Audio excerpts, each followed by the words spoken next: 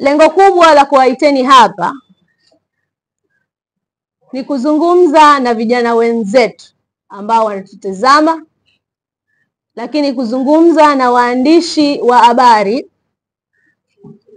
wa Tanzania kiujumla na wananchi wote,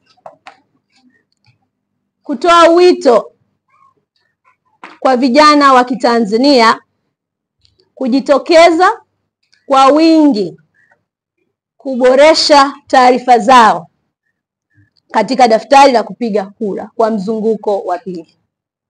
Wote tunafahamu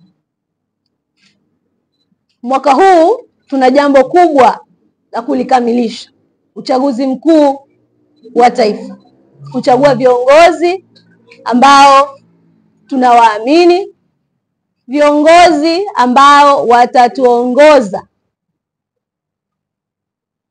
taifa letu.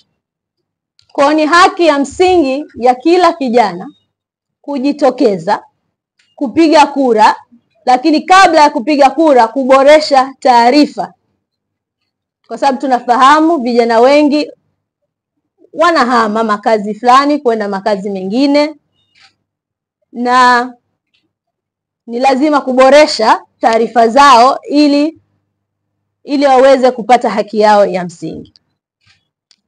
Kwa mujibu wa taarifa iliyotangazwa rasmi ya Tume Huru ya Taifa ya Uchaguzi, mzunguko huu wa pili utaanzia tarehe 1 mwezi wa 5 mpaka tarehe 7 mwezi wa 5 katika mikoa 15 kama ifuatayo.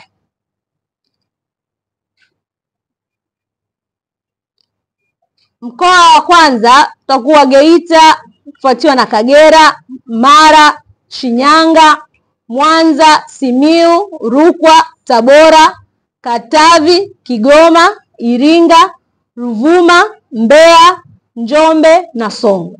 Huu ni mzunguko wa kwanza.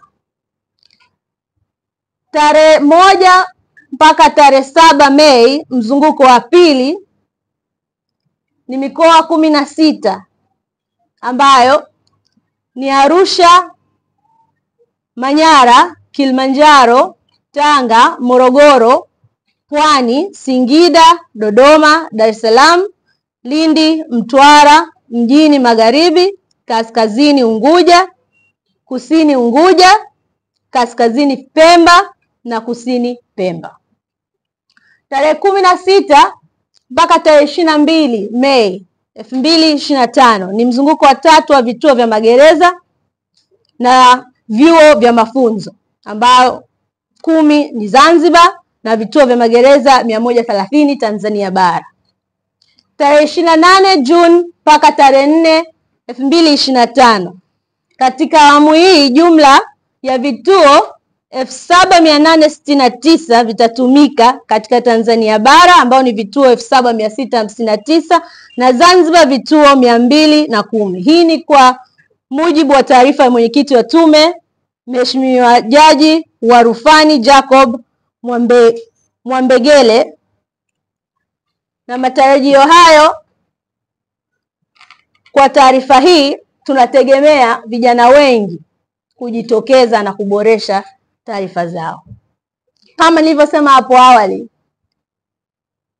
uchaguzi huu utafanyika kwa haki, kwa demokrasia, na ni nafasi ya kijana wa Kitanzania kumchagua kiongozi ambaye anamhitaji. Lakini kwa nafasi hii ninayozungumza kama kiongozi wa jumuiya ya vijana, katibu wa idara ya uhamiaji na chipukizi, tunao wagombea wetu. Mgombea wa nafasi ya urais, Mheshimiwa Rais Dr. Samia Suluhu Hassan, pamoja na makamu wake. Muda ukifika, ninaamini kwamba vijana wengi watajitokeza.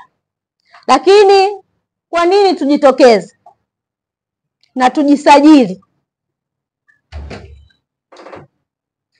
Lazima tutambue kama vijana wa Kitanzania tuna utaratibu kama nchi kila baada ya miaka 5 kuchagua viongozi ambao tunawapenda.